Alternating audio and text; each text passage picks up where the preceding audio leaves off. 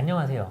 초등학생이 아파트에서 돌을 던져서 아래에 있던 사람이 그 돌에 맞아 사망하는 사건 기억하시나요?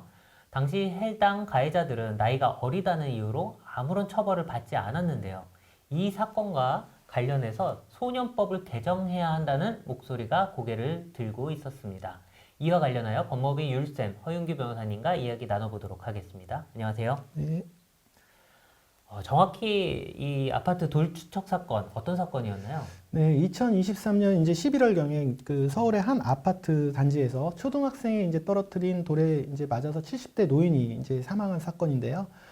경찰 조사 결과 가해자는 그 만 10세 미만 초등학교 저학년생으로 그 형사처벌은 물론 소년원 송치 등 보호처분도 불가능한 나이였습니다.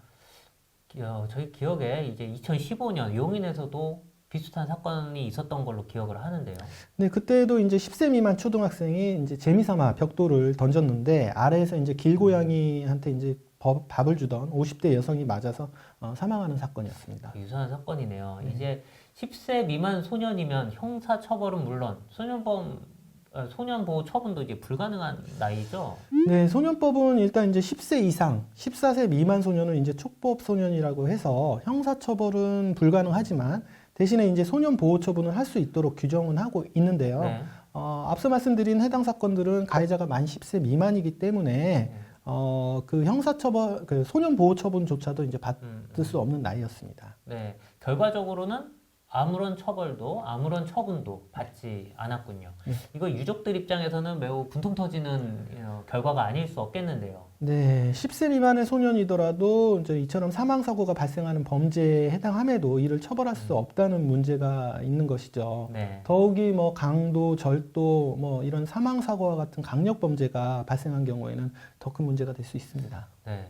그래서 이런 사건들을 계기로 10세 미만 소년들에 대하여 아무런 처벌도 하지 않는 현행 형법이나 소년법 규정이 네. 타당한가 이런 문제 제기가 있었던 것이군요. 네, 근데 이와 관련해서 법을 개정하려는 움직임이 있었지 않나요? 네, 최근 그 법 개정 논의가 계속 이루어지고 있고요. 네. 소년법이 정한 소년범 연령은 그 1958년 법 제정 이후 한 번도 이제 바뀌지가 않았기 때문에 최근에 이제 사회 변화에 맞춰서 소년범 연령을 변경하자는 논의가 계속 제기되고 있는 것입니다. 네. 나이도 나이지만 네. 이 범죄의 종류와 상관없이 나이만을 이제 절대적 기준으로 처벌 여부를 결정하는 거 이것도 좀 문제라고 저는 생각이 되거든요.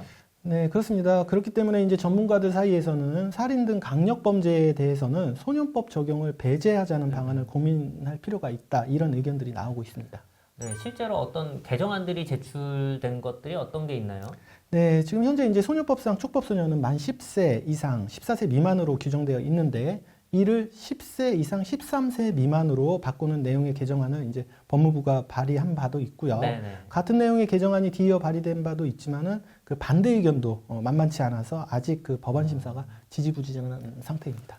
네, 만약에 이 법안대로 촉법소년 연령을 13세 미만으로 하향한다 그러면 네. 14세 소년들은 촉법소년이 아닌 이제 범죄 소년으로 이제 해당하게 돼서 소년보호 처분을 받을 수도 있고 네. 형사처벌을 받을 수도 있게 되겠네요.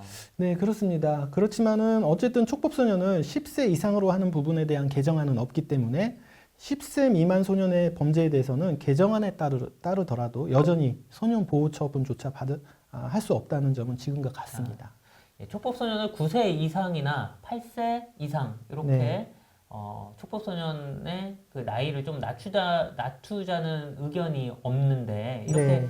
그 촉법소년 연령을 많이 낮추지 않는 이유는 뭘까요? 앞선 사례에서도 10세 미만 소년이기 때문에 네. 사망사고가 발생하였음에도 그 처분이 불가하다 이런 결론이 나왔는데 말이죠. 아무래도 이제 여전히 초등학교 저학년 학생은 그 소년보호 처분을 하기에는 너무나 이제 어리기도 하고 따라서 이제 어른과 사회가 보호해야 할 이제 훈육과 계도의 대상이지 네. 자신의 행동에 대해서 처벌을 받는 책임 능력이 있는 대상으로는 아직 볼 수 없다는 이유가 가장 큰 것 같습니다. 네. 이처럼 아직까지 큰 변화는 없지만 계속해서 소년범 연령에 대한 논의가 계속되고 있는 것을 보면 이제 소년들의 범죄도 심각하지 않은가 이렇게 생각해 보게 됩니다. 물론 법 개정을 통한 처벌도 중요하겠지만 아이들에 대한 이 어른들의 관심과 계도 노력 역시 중요하다는 생각이 듭니다. 지금까지 법무비 율쌤 허용규 변호사님과 이야기 나누었습니다. 변호사님 감사합니다.